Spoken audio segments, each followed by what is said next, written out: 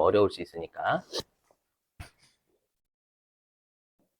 자, 외우셔야 돼. 뭐냐면, 자, 화면 보실게요.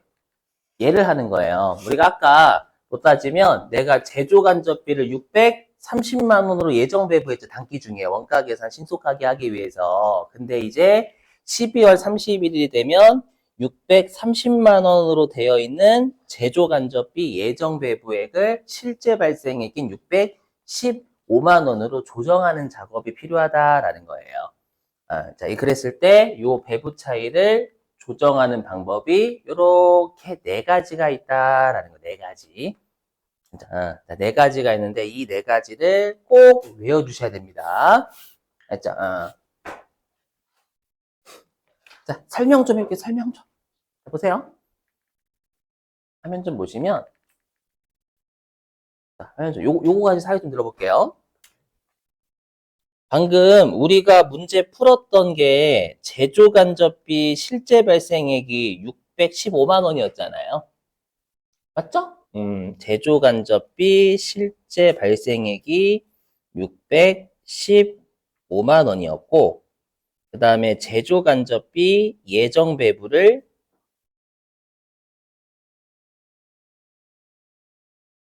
630만 원 했죠? 그죠? 근데 우리가 제조간접비 예정 배부는 언제 했냐면 단기 중에 한 거고, 그 다음에 제조간접비 실제 발생액은 언제 나오냐면 기말에 나온단 말이에요. 맞죠? 그럼 630만 원으로 되어 있는 제조간접비 예정 배부액을 기말에 615만 원으로 맞춰주는 작업이 필요하다라는 겁니다. 그래서 여기는 여러분들이 조심하실 게 부호가 플러스인지 마이너스인지도 확인 잘 하셔야 돼요. 지금은 제조간접비 630만 원에서 615만 원으로 가야 되니까 마이너스 15만 원이 되는 겁니다. 마이너스. 그죠? 자, 그럼 보세요. 자, 요거 가지고 사례 들어볼게요. 자, 뭐냐면, 자, 우리 회사는 비행기를 제조하는 업체예요. 비행기를 제조하는 업체인데, 우리 회사가 이번에 전투기, 헬리콥터, 여객기를 각각 한 대씩 주문을 받은 거예요. 그렇죠? 주문을 받고, 이 전투기와 헬리콥터와 여객기의 공통비가 뭐, 기계장치라요, 기계장치? 오키? 예, 기계장치인데 요 기계장치에 대한 감가상각비를 단기 중에 630만 원으로 예정되고 한 거예요. 공통비니까. 근데 알고 보니까 12월 31일에 요 세 가지를 공통적으로 만드는 기계장치의 감가상각비가 알고 보니까 615만 원이다라고 제가 가정을 할게요. 진짜 해석을 한다면. 근데 이제 615만 원은 기말에 나오는 거잖아요. 그럼 문제가 뭐냐면, 그럼 이 제조간접비 배부 차이가 15만 원이죠, 여러분들. 여기다 쓰면. 제조간접비 배부 차이가 지금 15만 원만큼이 과대였죠. 과다하게 배부됐잖아요, 과대 배부. 그죠? 실제 제조간접비 발생액보다 예정 배부가 15만 원 많이 됐단 말이에요. 맞죠? 많이 됐으니까 이 15만 원을 어떻게 해줘야 되냐면 제조간접비는 공통비예요? 아니면 공통비가 아니에요? 공통비예요. 공통보니까 이 15만 원을 어떻게 해야 되냐면 원래 FM대로라면 전투기, 헬리콥터, 여객기에 분배해야 된다라는 거예요. 이 제조간접비 차이는 공통비니까 이 셋 공통적으로 발생을 한 거거든요. 그러니까 이 15만 원을 요 전투기, 헬리콥터, 여객기의 기말에 분배를 해야 되는 게 FM이다라는 거예요. 논리적으로. 그죠? 근데 알고 보니까 자, 전투기는요. 기말에 완성이 됐고요. 그리고 판매까지 됐대. 판매. 그럼 얘는 뭐가 되는 거냐면 매출 원가다라는 뜻이에요. 그죠? 그 다음에 헬리콥터는 기말에 완성은 됐는데 판매가 안 됐대요. 그럼 기말에 뭐로 남아있는 거예요? 제품으로 남아있는 거죠. 음. 그다음에 여객기는 기말에 완성이 안 됐대요. 그럼 기말에 완성이 안 됐으면 뭐로 남아있는 거예요? 제공품으로 남아있는 거잖아요. 그냥 배부 차이라는 게 기말에 나오니까.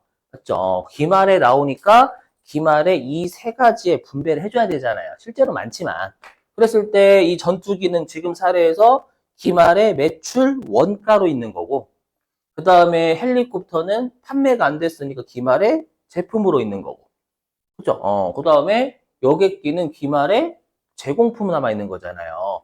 그러니까 뭐라고 되어 있냐면 이 제조간접비 배부 차이는 FM대로 하면 기말의 매출원가, 기말 제품, 기말 제공품에 배부하여야 하는 게 FM이다라고 되어 있는 거예요. FM이다라고 되어 있는 거예요. 딴 거 아니에요. 이해되시겠죠? 무슨 말인지? 그죠? 요게 FM. 다시 쭉 넘어가서요. 그래서 여기 화면 보시면 일단 여기 그래서 여기 있잖아요, 여러분들. 우리가 재고자산, 제공품, 제품, 매출원가의 제조간접비가 원래 예정 배부액인 630만 원으로 있었죠. 그랬다가 이제 외부 보고용 재무제표는 제조간접비를 615만 원으로 보고해줘야 된단 말이에요. 보고해줘야 되니까 배부 차이를 여기에서 재고자산이라는 건 방금 사례로 따지면 기말, 제공품, 기말 제품 얘기하는 거고요.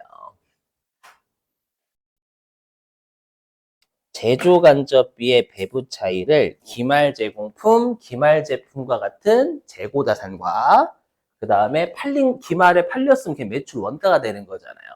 매출 원가에서 조정을 예정 배부액을 실제 발생액으로 해야 된다라는 거예요. 요게 FM이다라는 거예요. FM. 그렇죠? 근데 우리가 FM대로 하면 부문별 원가 계산에서도 무조건 상호배우법 해야 되잖아요. 그게 정확하니까. 근데 우리가 상호배우법만 해요? 알죠? 귀찮아. 방법들이 있잖아요. 얘도 마찬가지예요. 얘도 귀찮아. 그냥 해. 이런 게 있다라는 거예요. 그래서 첫 번째 외우셔야 되고 조정법이 총 4개가 있거든요.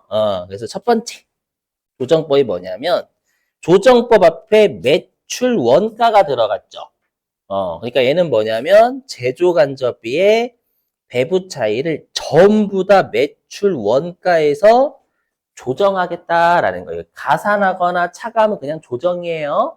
물론 부호가 더할 거냐 뺄 거냐는 중요하지만 좀 이따가 문제 가지고 할 거고요. 지금은 그냥 매출원가 조정법은 제조간접비 배부 차이를 전부 매출원가에서 건드린다라고 생각하시면 되는 거예요. 아셨죠? 자, 그 다음에 동그라미 2번은 조정법 앞에 뭐가 붙어 있어요? 영업 외 손익조정법. 그러니까 뭐예요? 제조간접비 배부 차이를 그냥 전부 영업의 수익 아니면 영업의 비용으로 처리하겠다라는 거예요. 그래서 제조간접비 배부 차이를 전액 영업의 비용이나 영업의 수익으로 우리가 처리하는 게 영업의 손익조정법입니다. 맞죠? 그러니까 1번하고 2번은 그냥 몰빵하자. 귀찮아. 맞죠?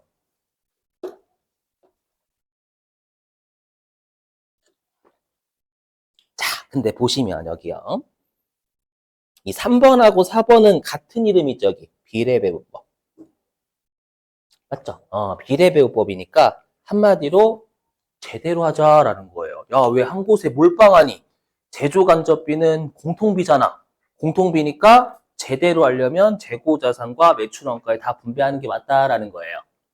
이해되시겠어요? 용어. 요것 좀 하고 쉴게요. 어려울 수 있으니까.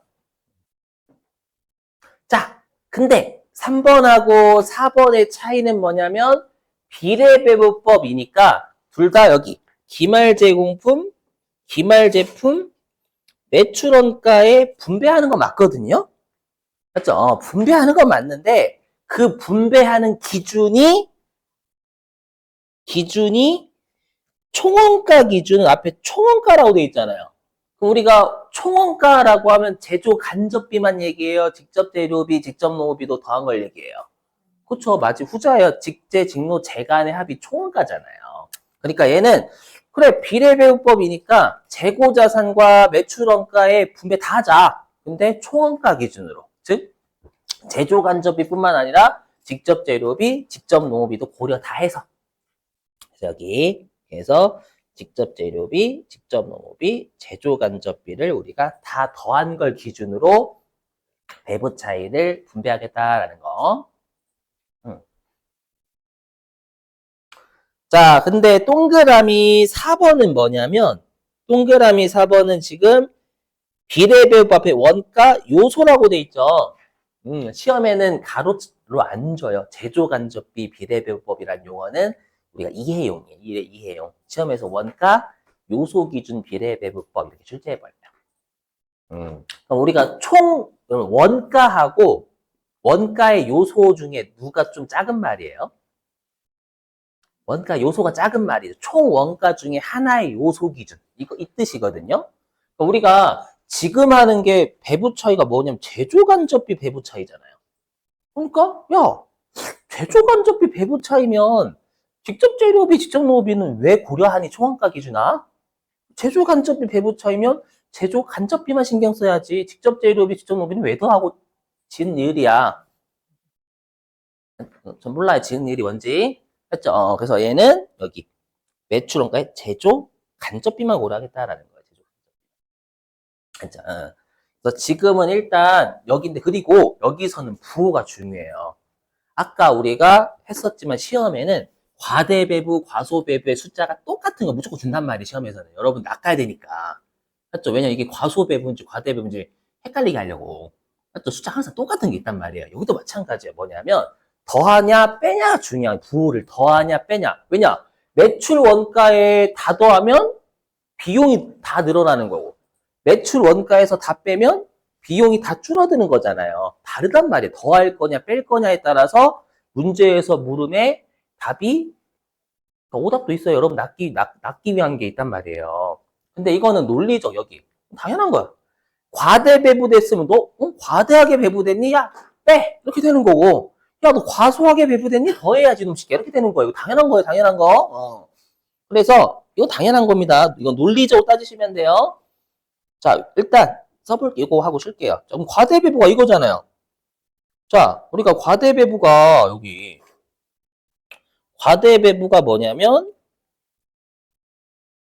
제조간접비 실제라고 할게 그냥 실제보다 제조간접비 예정 배부액이 큰 거잖아요.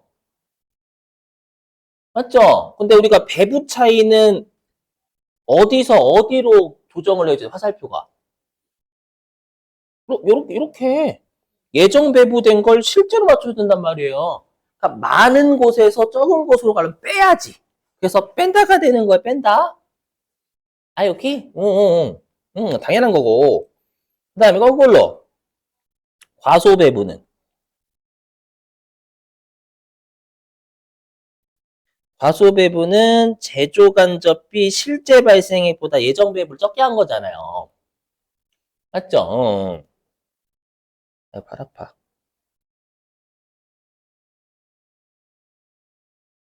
적게 한 거란 말이에요. 그럼 얘도 마찬가지로 부호가 이렇게 가야 되잖아요.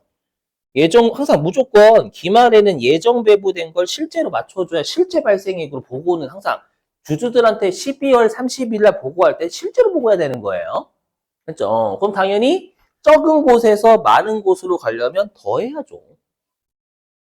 그죠? 근데 이렇게 여러분들, 지금 제가 적은 건 이해사항이고, 그냥 논리적으로 따지시면 된다라는 거예요. 과대하게 배부됐니? 빼! 과소하게 했니? 더 해야지. 이렇게 그냥. 그렇죠? 이 부호가 빼기냐 더하기냐에 따라서 여러분을 낚는다니까요. 그걸 좀 이따 두 문제를 여러분한테 맡겨볼 거예요. 맡겨보면, 그래서, 자, 그럼 우리 239페이지,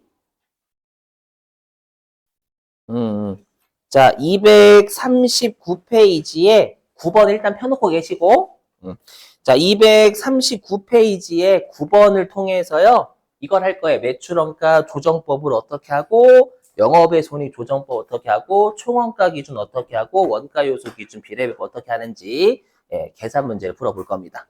알죠? 자, 쉬셨다가 2시 25분에 시작할게요. 쉬시죠.